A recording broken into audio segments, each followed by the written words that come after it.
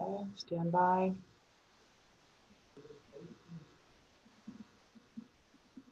Stand by, still loading. All right. 3, 2, 1. Perfect. Okay. Good afternoon, good morning, good evening, everybody. It is David Schmidt, and welcome to this very special webinar that we are going to have today. And of course, this has come as a result of the world global pandemic of the COVID-19 coronavirus. And I thought it would make sense to address all of you. I know many of you are very concerned about how the situation has unfolded and developed. And this is a time for unity. This is a time for remaining strong and banding together, and for taking positive action, and for looking at what our options are, what we can do to protect ourselves and our family beyond what is being recommended by health officials. So in other words, this concept of social distancing, washing your hands, and so forth, all those recommendations are fine, but let's look a little bit deeper into what facts are available about this virus, why we shouldn't panic, and what measures and precautions we can take today to reduce our risk of contracting the infection, and what options you have in the event that you do contract the infection. There are many options available to you. So we're going to be spending a considerable amount of time together today. I want to thank you in advance for your patience, because it is going to take a little bit of time to go through this. We had a tremendous number of people that registered for this webinar today. Not everyone's going to be able to get on, but that's okay. We are recording this webinar, and we will make it available. And if necessary, we can repeat this webinar again. But the main purpose of this is to empower you with knowledge so that you have good information on what you can do today to protect yourself and your loved ones, how you can make your environment safer around you, and God forbid that you do become infected, what options you have. So we're going to be talking about all of those things.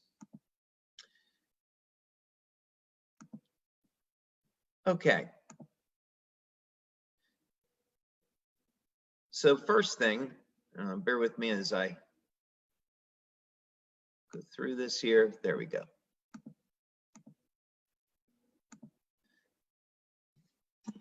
Okay, so the first thing is, we just want to have an opening statement that we are not intending in any way to recommend that our products be used to treat or cure any type of illness, including the coronavirus. Okay, so I'm going to come back to this maybe several times, because I don't want anything that I say today, any of the information contained in this presentation, to replace the advice of a physician, or I don't want it to come across as we're recommending that any of our products can be used to cure, treat, or prevent the coronavirus. We're going to have a number of statements in this webinar today about our products, how to protect the immediate environment around you. You might be surprised at how many options you actually do have, and most importantly, how to protect yourself and your family. Now, when we make claims about our products, number one, they're based on claims for general wellness. So things like improving energy, providing management for minor pain relief, elevation of antioxidants, anti-aging effects, and so forth. And any claims that we make are always based on clinical studies. So I just want to make it very clear that we have never performed any clinical studies on the use of our products in treating a viral infection. And in fact, we're not making any claims that our products can treat or prevent a viral infection. So please refrain from recommending the use of our patches in treating or preventing the coronavirus.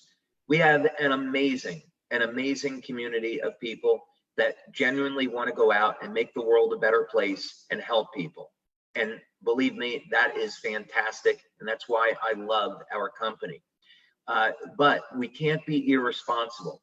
We don't know what effect our products would have on something like the coronavirus, and we are not legally allowed to make recommendations about our patches for treating the coronavirus. So let's just make sure that we're clear about that. I also want to be very clear that I am a researcher and I'm an inventor. I am not a medical doctor. The reason why I'm providing this information today is so that you can take this information and bring it to your medical doctor or your healthcare practitioner so you can speak with them about the options that are available. In fact, there are several options that I want to make you aware of if you do become infected that only a medical doctor or a licensed health care practitioner should be administering. Okay, so I just want to make that clear. This is for your information. It's to empower you so that if you should become infected, you can speak to your doctor about these options. So let's take a look at what steps you can take to protect you and your family. Now, before we get to that, there is something rather alarming that I want to share with you today. And the first thing is the majority of this information that we have on the webinar is extremely positive. But something just came up this morning, and I do feel that I should bring it to the attention of all of our members. And this was in the science headlines today about how the first phase of human trials have begun on the coronavirus vaccine. Now, this should be incredibly alarming to everyone. And here's the reason.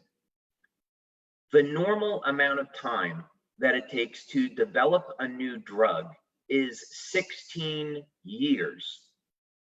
This is very well known.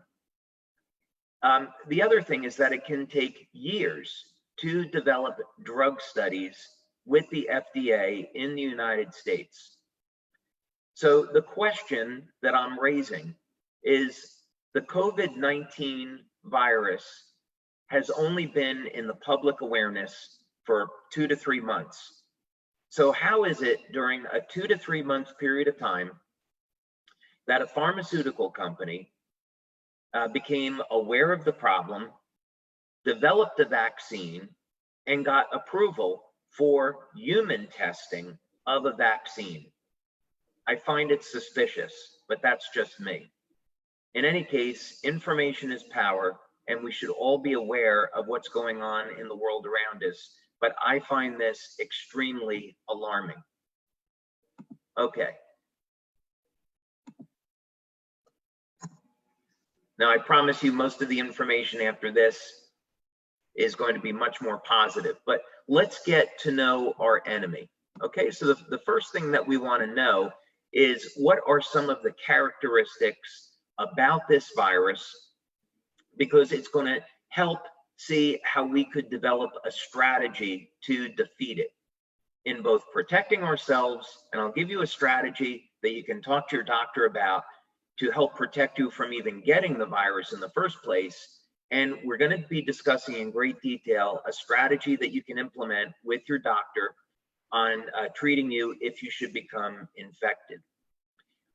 Your doctor, of course, ultimately will be responsible for formulating an entire strategy, but I want to give you this information. Okay, anyway. So now, first thing about the coronavirus, a lot of people are really freaking out about this because it is a new virus. However, first thing to keep in mind is that a coronavirus is a very large family of viruses, and included in that would be the common cold. And I've got a number of references here in this PowerPoint, but this one comes from the World Health Organization, and it gives us definition. Now, some good news here is that SARS appeared back in 2002, 2003, and largely has not been heard from again. MERS, which was more recent, that has been largely confined to the Middle East. So even though right now we're dealing with a global pandemic of the COVID-19, the hope, of course, is that this virus will disappear in the coming months, and hopefully we won't hear from it again. But during that period of time, there's a lot of things that we should be concerned about. Okay, now next on our list here, so we know that coronavirus, COVID-19, is in a family of viruses. Amongst one is the common cold. So when we say, okay, well, common cold is a form of coronavirus, that makes it a little bit less scary. However, we do need to consider that one of the real problems here with COVID-19 is that the way that it attacks the respiratory system. And there's still things that are completely unknown about this virus. For example, in listening to a number of the virologists that are experts on this subject, one of the things that's alarming is that people can be walking around and be infected and have no symptoms. Another thing that's rather alarming is how infectious this disease is. For example, this virus colony is about 10,000 times higher than the common cold. So just the art of breathing, which the virus will stay active in the air for 3 or 4 hours, is why the virus is so infectious. Okay, and again, this information is going to come from this website, and this is the Center for Disease Control. Okay, so some of the good news here. So in speaking with a number of different doctors, the general consensus is that most people believe as we get into the summer months that the virus is going to subside. The coronavirus in particular does not like strong sunlight. The critical temperature at which it dies is 86 degrees Fahrenheit. So already in many parts of the world, we're approaching those temperatures. And also very high humidity levels will inactivate or kill the virus. So this is one of the reasons why a coronavirus like the common cold is much more prevalent in the winter when you have temperatures that are cold and the air is very dry. So good news is that we're getting into a time of year where many experts believe that this is going to subside on its own. So we certainly hope that will be the case. Now, there's a number of risk factors because when the virus first started to appear in China, there was an above average number of deaths from people that are smokers. So because this is probably self-evident and obvious, but because the virus attacks the respiratory system, it attacks the lungs, people that are smokers have an above average risk. But this is also to say that because this virus affects the immune system, there's a number of other risk factors that we should be aware of. For example, obesity is going to impair immune function. And one of the experts that I listened to believes that that is going to be one of the compelling problems here in the United States. The number of people that are overweight and obese increases their risk for having serious complications from COVID-19. So if you were thinking about going on a diet, now would probably be a pretty good time. Also, either reduce the number of cigarettes that you're smoking or more preferably, eliminate smoking altogether. Now, excessive alcohol consumption can also impair the immune system. Plenty of studies on this to demonstrate that alcohol will impair the function of immune cells. So if you can give up alcohol altogether, I would definitely recommend it, or significantly restrict the amount of alcohol that you consume. Now, unfortunately, people with autoimmune disorders, people that suffer with fibromyalgia, arthritis, Parkinson's disease, cancer, diabetes, they're going to be at a disadvantage because their immune system is already compromised. Fortunately, of course, there are a number of products that can help to support immune function, and people with impaired immune systems should consider these options. Now, age is an interesting one because I find that age is really relative. What does that mean? Well, it said that people over the age of 60 to 65 had a greater risk of complications and death with COVID-19. But that's because age is a general marker of immune function. So if you're over the age of 60 or 65, you should be taking extra precautions on keeping distance from people, keeping your environment clean, things that we're going to be talking about today. But if you're not obese, if you're not a smoker, if you're not consuming excessive amounts of alcohol, if you don't have an autoimmune disorder, statistics, of course, are not available on this, but logic would state that you'd have an above average chance as compared to someone with one of those afflictions. So age, I find, is relative, but it's, of course, is still a factor. Okay, so here's some information that's been released that we're going to go to. And this article that appeared several days ago now, 6 days ago, was the impetus by which I decided to do this webinar, because it provided a scientific basis for a number of talking points. And it's good that we have information to be armed with so we can develop a strategy that's going to be successful. And we scroll down in this article, and here we find first piece of information, and that is about how long can the virus remain active. So it can remain viable in the air for up to 3 hours, on copper for up to 4 hours, and on cardboard for 24 hours, and stainless steel up to 2 to 3 days. Now, in other information on the internet, you'll see that coronavirus actually dies within minutes when it is placed onto specific alloys of copper. Now, I want to just share a brief story with you. My first job after I graduated from college was designing medical devices. And one of the projects that I worked on was, this was a project to look at IV line sets.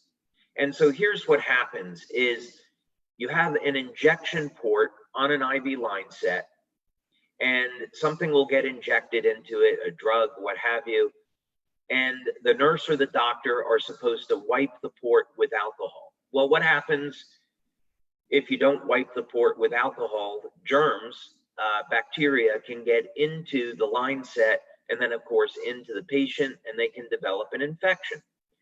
So the idea here was to take copper tubing, and also take copper tubing that was plated with silver or gold, and see whether or not the electrical properties of those metals could interfere with the bacteria and kill it.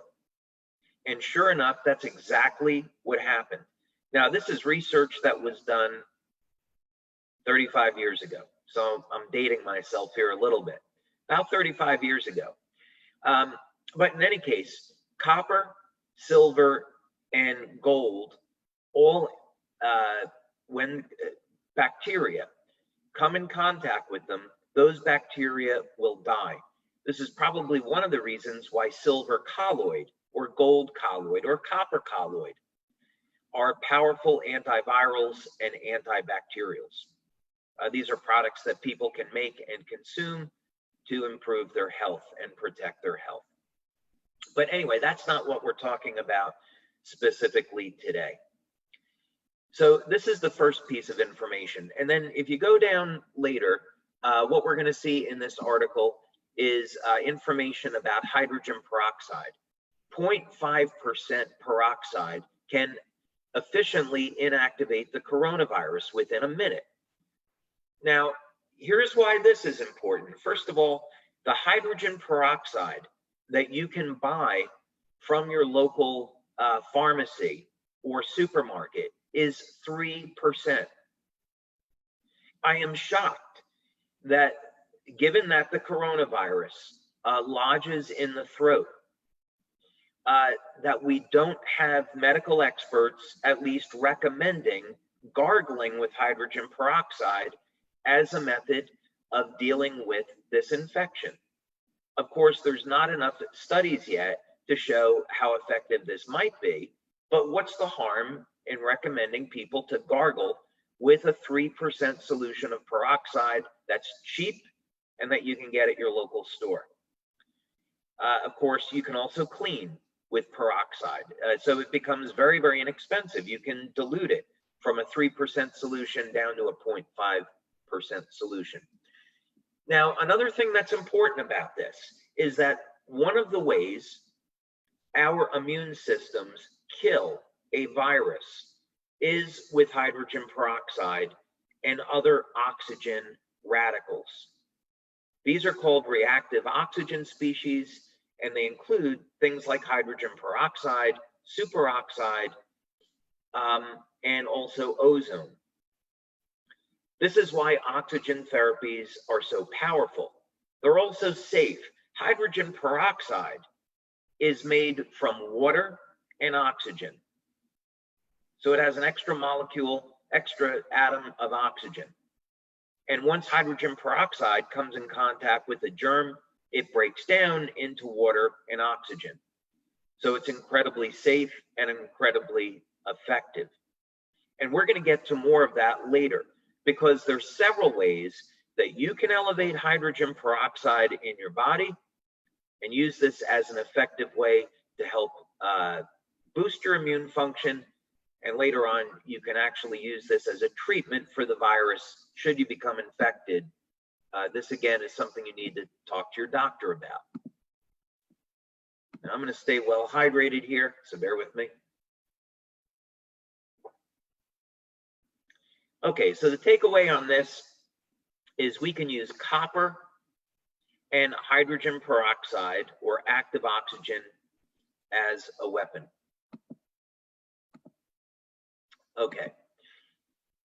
Now, what about our ambient environment? This probably has a little bit more relevance in the workspace, but I did want to mention this if you're so interested in putting one of these in your home, but I think it has more relevance in the workspace. So given that the virus is going to stay active for 3 hours or so, 2 to 3 hours in the air, and we know that hydrogen peroxide will kill the virus, what about other oxygen radicals like ozone? Well, there are certainly many clinical and research studies that show the benefits of ozone in destroying viruses. And there are air purifiers that are sold for this basis. Now, some of them will put ozone into the air. That's what I would recommend. Others have a tube with ultraviolet light inside them, and they simply pull the ambient air into the filter.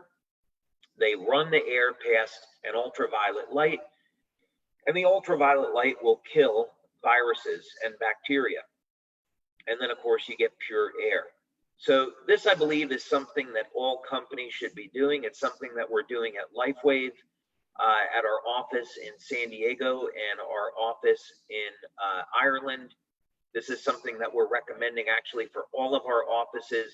Install ozone air purifiers, keep the air clean and pure, and so we can reduce the viral load and reduce the risk of infection. Now, there's certainly other things as well. There are things like negative ion generators. Whether or not that's going to be effective in destroying viruses is another matter. Ozone for sure will do it. All right, now let's talk about some of the basic things that you can do to deal with a viral infection. And I'm going to be clear about this. There are many options. This is not meant to be a all-encompassing presentation on every single piece of technology and option that's available to you. There are many. Specifically, I am not getting into things that are expensive and won't be available for most people. For example, there's technology that's available for destroying viral infections. I'm not going to cover it because it's way outside the scope of what would be achievable and available to everyone. So we're going to be covering the basics, and the basics are very effective. So that's to say there are other options. Now, first thing is we want to work with the basics, and you need a good foundation. Melatonin, as it turns out, is a very powerful antiviral. And getting a good night's sleep, any product that's going to support a good night's sleep, is therefore going to support immune function and help to suppress viral activity. So really focus on preparing yourself to get a good night's sleep. Make sure your room is nice and dark. You're in a relaxed state. Put away the computer. Put away your cell phone at least 30 minutes before going to sleep. Read a book. Talk to a loved one. But prepare yourself so you get at least 7 or 8 hours of sleep. Now, obviously, nutrition is going to be incredibly important. We want to arm ourselves with essential protein, antioxidants, healthy fats like omega-3 fatty acids, and we want to have our phytonutrients, especially fruits and vegetables that are going to contain antioxidants that are known to combat viral infections. So get your proper nutrition. Now, exercise is a really interesting one. First of all, you should never exercise while you're sick because you're only going to weaken your immune system. But if you feel good, you should be looking at getting some intense exercise, not things like walking. You want to be looking at exercise that builds muscle. So resistance training such as weightlifting, push-ups, yoga, calisthenics, qigong, sprinting. These would all be great forms of exercise. They're going to naturally increase your body's production of reactive oxygen species, and this is going to support your immune function. So these are all things you should be doing anyway to support immune function. All right, now I know a lot of you are going to want me to talk about supplementation, and I'm going to do that, but I will do that again with the understanding that you're going to agree to work on your basics. Get healthy nutrition, get a good night's sleep, drink lots of water, get exercise, okay? Then the supplementation is going to be more meaningful. So the question is, are there any supplements that could be helpful in protecting or treating the coronavirus? And the answer is absolutely yes. Now, again, keep in mind that COVID-19 is a novel virus. So I'm not saying that empirically because I myself have not done clinical studies on COVID-19. So I'm relying on information that's in the public domain like everybody. But this at least is information that you can use now, and it's going to be completely harmless, and you can discuss it with your doctor and see if the strategy makes sense for you. Okay. Since we know the coronavirus is killed by copper and hydrogen peroxide, that combination, by the way, is going to become important later. We'll talk about it again. I would consider taking a minimum of 2 milligrams of copper daily. Now, I know some of the medical doctors on the line today will say, well, David, don't you know that copper is toxic? Well, is it? You could tell me iron is toxic because iron is a heavy metal. Well, very clearly we say, well, that's ridiculous because we need iron in order to transport oxygen. in our blood. Without iron, we would die. Other metals like zinc and selenium. Of course, if you take too much zinc and selenium, they're going to be toxic. So we're talking about getting an amount of copper here that is safe and effective. And there are many opinions and studies about this. So let's work from clinical studies. First of all, clinical studies, and I've covered this on other webinars, so I'm not going to get into it today. That other information is out there already. But in other webinars where I've covered this subject, there have been studies where people have been given an injection of 30 to 50 milligrams of copper. And that excess copper was cleared from the body within 4 hours. So the human body has a means for dealing with abnormally high levels of copper. Secondly, another clinical study looked at 10 milligrams of copper per day, and it was determined that that level of copper was non-toxic.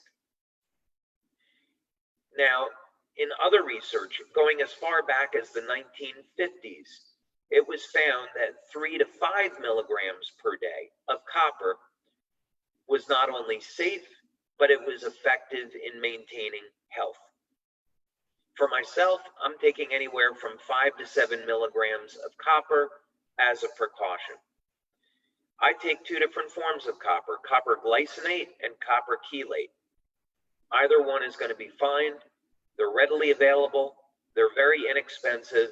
And as a bonus, we recommend taking copper anyway because it goes with our X39 product. So those of you that are using X39, you know that mobilizes copper, and we use that to support the natural wound healing process. So look at that as a benefit. If you were using X39 and you were taking a copper supplement as a result, you've already been getting that protection and you weren't even aware of it. Now, for those of you that don't want to take vitamin pills, you do have several options. Liver, by the way, you could have 1 serving of liver and have 20 or 30 milligrams of copper.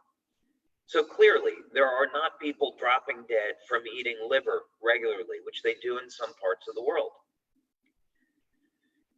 So, dark chocolate is another great source of copper. Liver is going to be the best. I know many of you won't like that, and you'd prefer dark chocolate.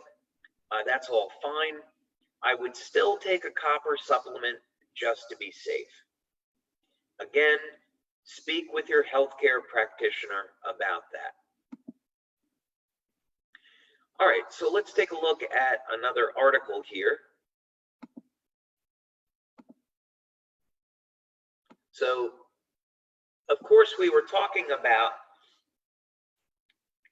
the use of a copper surface to kill the coronavirus. That is certainly different than supplemental copper. So I want to address this first. And here is an article, Using Copper to Prevent the Spread of Respiratory Viruses. This specifically refers to metallic copper and things made of copper. And here you can see down in this article, on copper and a range of copper alloys, collectively termed antimicrobial copper, the coronavirus was rapidly inactivated within a few minutes. So this tells us how powerful copper really is. The question, though, is will the copper in the body have the same effect? Well, let's find out. Now, there are about 1,000 people on our webinar today. And unfortunately, the majority of you have a herpes infection. And that's fine. If the majority of the population have something, that's kind of something that you might say is normal. These viruses, they hide in our nerves. And for many people, you live your entire life with a viral infection and it doesn't significantly impair your quality of life. If you let your immune system go weak, it could have very detrimental effect on your health. Of course, when people think of herpes, they normally think of genital herpes or HSV1, which is a cold sore. And so what about, since this would be a very common virus, it's obviously not a coronavirus, but we want to look at this mechanism of copper and viruses because it has some relevance here. And we have previously seen that the coronavirus can die in the presence of copper. What will happen in the human body? And we can see it right here, that copper is mediated to inactivate the herpes simplex virus. And you can see it right here. What happens is that copper is used in conjunction with plain old vitamin C. And the reason is that vitamin C is going to elevate production of hydrogen peroxide in the body. Now, I've seen some experts saying, well, vitamin C, there's no clinical evidence that it can treat the coronavirus, but, there's no harm in taking it. Well, it's true, the clinical studies are kind of all over the place, but remember, some clinical studies, they may be using a very, very low dose of vitamin C. In effect, there was one clinical study where people were given an injection of 8,000 milligrams of vitamin C, and that was shown to be effective in killing the common cold, which is a coronavirus. Now, it could be that the reason why studies are inconclusive when using vitamin C in treating the coronavirus is because they don't take into effect the content of copper in the body. Many people today have diets which are deficient in copper. So if I were going to do a clinical study and I wanted to look at this, I would be using a combination of oral supplementation of copper or even by injection, along with intravenous vitamin C or intravenous hydrogen peroxide. I would use the combination of the two because it's very clear right here, the two of them work together to inactivate, in this case, the herpes virus, but we'd want to look at that relative to the coronavirus. So this is important because it tells us now that we're using in this study ascorbic acid to elevate hydrogen peroxide. The body's own immune system produces hydrogen peroxide. So this is why copper supplementation on its own could be effective in dealing with the coronavirus, maybe reducing risk. Okay, we don't know, but it's certainly inexpensive and harmless. So what does this all mean then? What's some of the takeaways about this in addition to taking supplemental copper? I would consider taking a minimum of 1,000 milligrams of vitamin C daily, as this is converted into hydrogen peroxide. Now, excessive amounts of vitamin C can lead to kidney stones. So if you're prone to kidney stones, speak with your doctor first and get their advice on this. There are other ways to get hydrogen peroxide other than through vitamin C. One, there's a supplement that's been on the market for a long time where they take hydrogen peroxide, this is food grade hydrogen peroxide, and they add it to aloe vera. Now, if you take hydrogen peroxide, first of all, you should never drink hydrogen peroxide that is not food grade.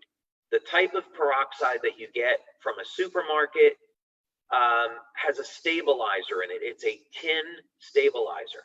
You should not drink that. There are food grade sources of peroxide, but even if you were to drink, well, first you have to dilute it because it could be 30%. You would be drinking 0.5% peroxide. It still can cause significant nausea. So there's already products on the market where they mix food grade hydrogen peroxide with aloe vera. It's very calm on the stomach, plus the aloe has additional benefits. This is known as a way to elevate peroxide production in the body. It's okay. It's not the best way to do it.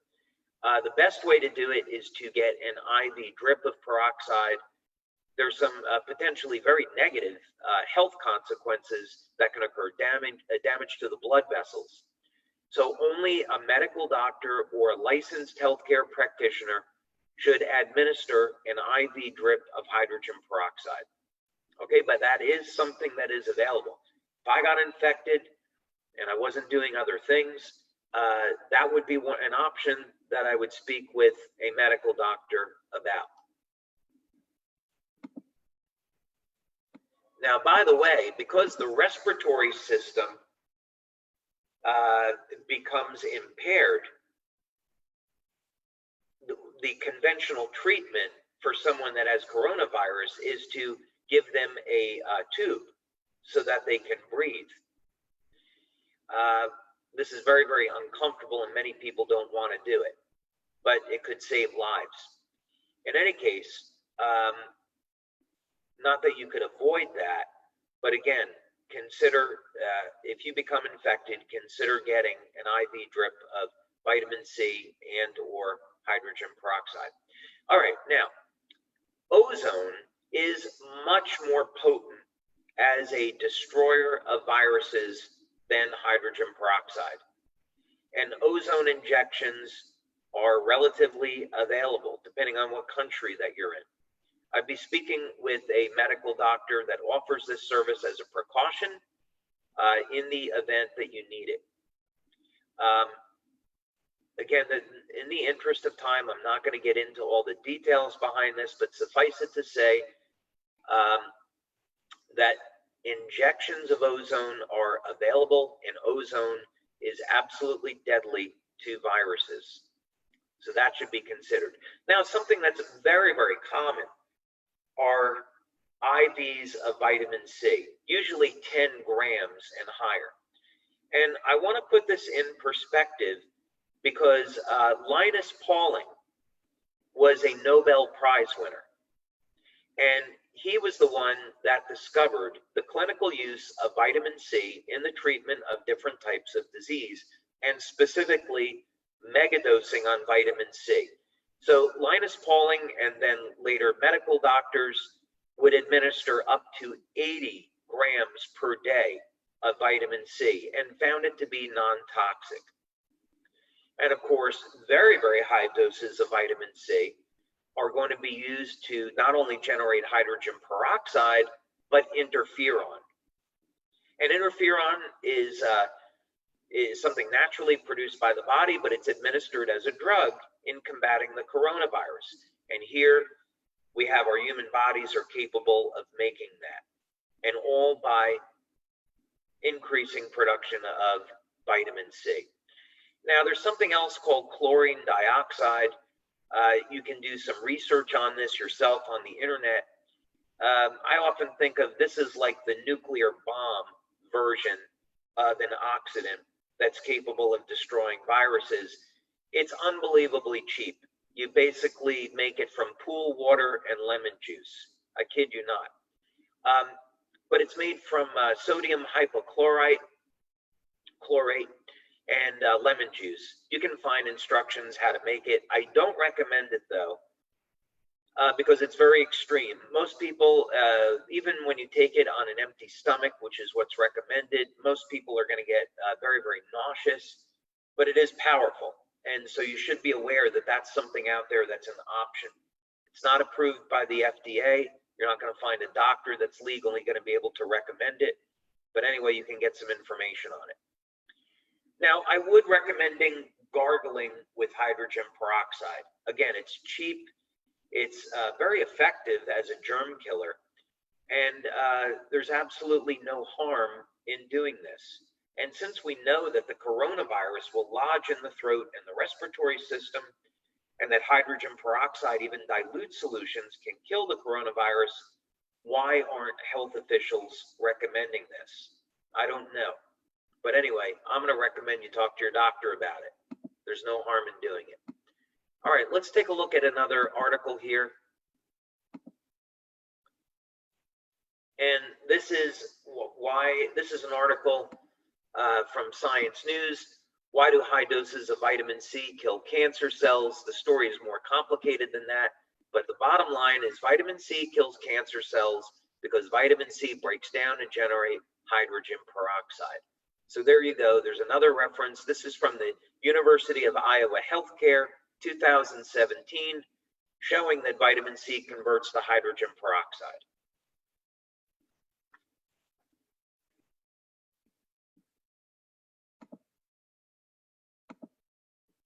Okay, now there are many other antivirals that are available.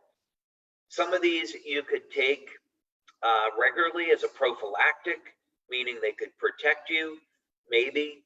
Again, this is a novel virus. We don't know which of these supplements are going to be effective, if any. But we do know that all these materials are very, very powerful antivirals.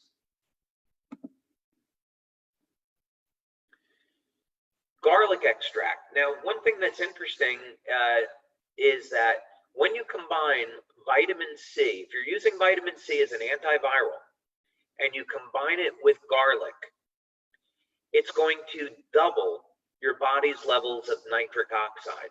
And nitric oxide is a very, very important part of your immune system. And you also probably know that nitric oxide creates the Viagra effect and is a vasodilator and is good for the circulation. Now, before you run out and you get garlic, you say, I'm going to take garlic every day to lower my blood pressure and for a man, you know, improve enjoyment. Bear in mind, do not take garlic daily. Here's the reason. Garlic inhibits the telomeres. Telomeres control how long you live. If someone has cancer, they should be taking garlic all the time. Garlic will interfere with the ability of a cancer cell to reproduce. Talk to your doctor about that. But for longevity, garlic is highly undesirable. So if you're going to take it for a short period of time, let's say 2 or 3 months, no problem. But I would not be recommending garlic on a regular basis. If you have symptoms, that's a different story. Then the next one is called BHT. It stands for butylated hydroxytoluene. BHT is an antioxidant. Now, much of the information that you'll see on the internet is incorrect about BHT. It is made synthetically. However, it was found that plankton in the ocean contain BHT. So there is a natural source of it. It's just that the synthetic source happens to be very, very inexpensive and commercially available. Now, there is information on the internet about the toxicity of BHT. I personally do not believe all of that information is necessarily true. What was found in the 1970s is that BHT will rip apart a virus. Now, BHT is fat soluble, meaning you need to take it with something like coconut oil or olive oil, or even milk fat is okay. But coconut oil is usually what's recommended since coconut oil is antiviral. But in any case, it was found, there's a document on the internet you may still be able to get. This was known back in the 1970s that people that went on a 4 to 6 week program of taking 500 to 1,000 milligrams a day of BHT would never have another herpes outbreak again. So BHT became a very important supplement for those suffering from herpes. But since then, information on the internet has said that BHT is toxic. Again, I really question whether or not that's true. But that is something that's available, and it's also inexpensive. Talk to your doctor. Now, oregano oil and olive leaf extract are both unbelievably powerful. They both, again, they destroy viruses. I would not use either of these regularly. I would only, if you choose to use them when you have symptoms. Of course, if you have symptoms, go to the hospital, get tested. I'm not suggesting any of this. as part of self-diagnosis or self-treatment. You've got to treat this disease very, very seriously. But these, again, are options that you have. So if you're forced into quarantine and you want a plan and have something, this is a possibility. Now, colostrum, while it doesn't necessarily kill a virus directly, will support overall health of the immune system and improve the way your body responds to new viral infections. So colostrum is something you could consider. It wouldn't be my first choice, but it's a healthy food anyway. Now, fasting. I put this up on sort of the supplement list here, but if you have not experienced the benefits of fasting, now might be a good time to do it. Intermittent fasting, there's certainly plenty of information on the internet about it.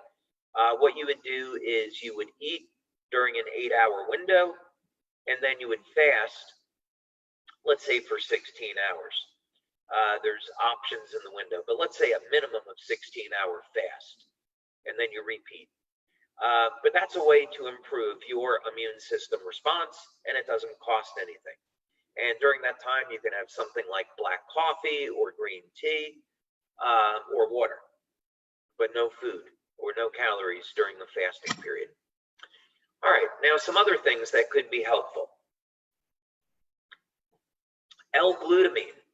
Now, L-glutamine is a very inexpensive amino acid, and it acts as fuel for the immune cells in the gut and in the thymus. So glutamine should be considered as a fuel for building up your production of immune cells. Is it going to have any impact on the coronavirus? We don't know, but it's an option. If you're a bodybuilder or an athlete, you may already been taking L-glutamine, and you're getting these extra benefits. Now, ginger root is unbelievably powerful. Ginger root, for sure, will kill the coronavirus that's associated with the common cold. Lots of studies and information about that. Whether or not it has any effect on COVID-19, it is unknown. But I would strongly recommend that you keep some ginger root around. You don't even need the extract. You would simply get a ginger root from the supermarket, cut it into slices. You then put that into a pot of clean boiling water.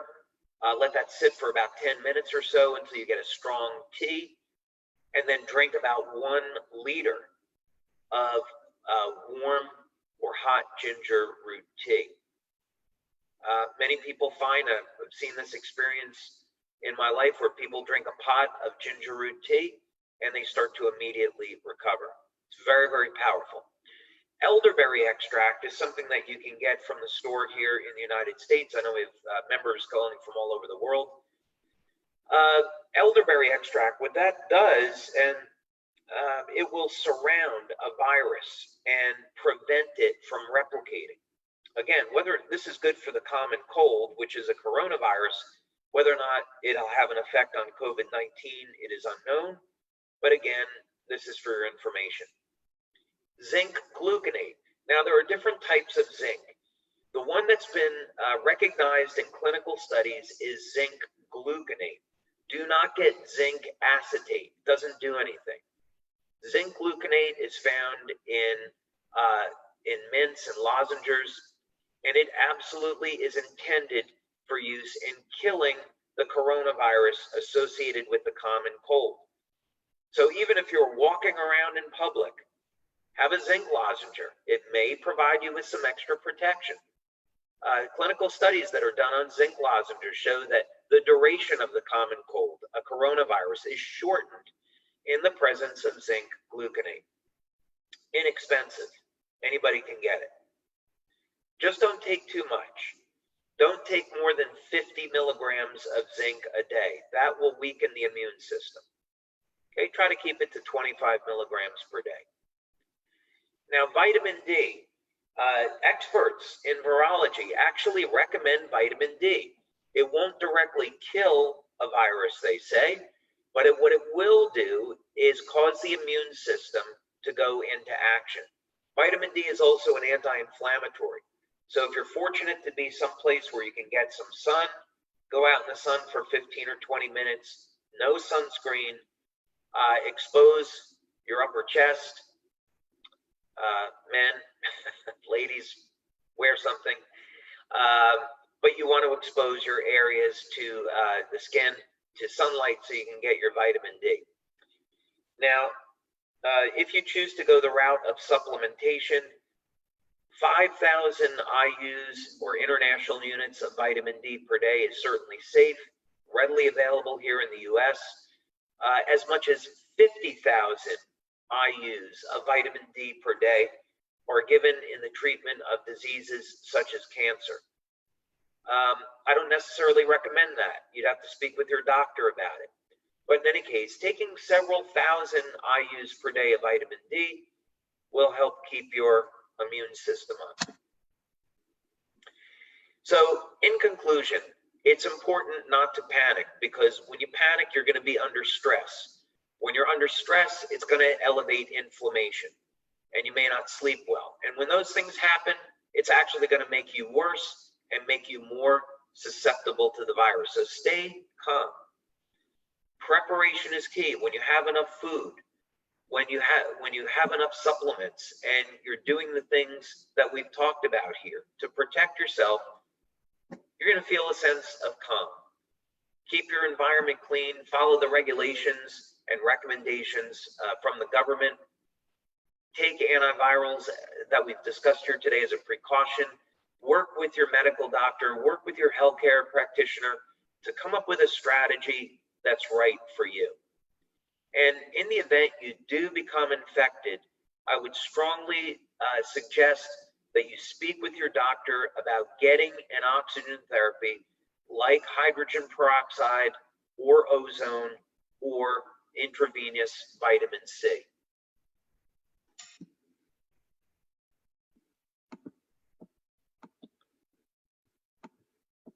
Now, let's see, bear with me here.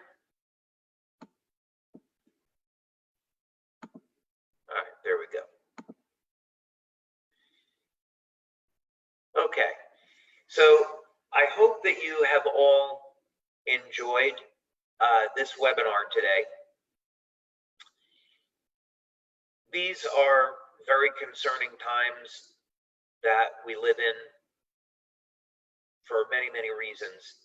And it's important that we don't panic, that we don't stress. It's important that we stay strong and focus on the positive. It really makes me upset, all the fear mongering that's going on in the media. And that was one of the reasons why I wanted to do this webinar today, is let's talk about the positives. Let's talk about how you can be empowered, what you can do to protect yourself and your family. You know, you would think by listening to the media that we have to wait for this almighty vaccine to come in and save us, and that's not the case at all. There are things that we can be doing now, and healthcare practitioners and the media should be reporting on these things. By all means, we should be treating this seriously, and it is a very serious situation. But we are not alone. We can protect ourselves, we can protect others by taking the necessary precautions. And should we become infected, there are options that you can discuss with your doctor that may save your life. And I'd encourage you to do that now while you have time, where you can get the correct information and be thinking about this. So I would like to wish all of you health and safety, and God bless to all of you. Thank you so much for your time. Thank you for joining me today. And we're going to get through this, and everything is going to be great. Okay, thank you.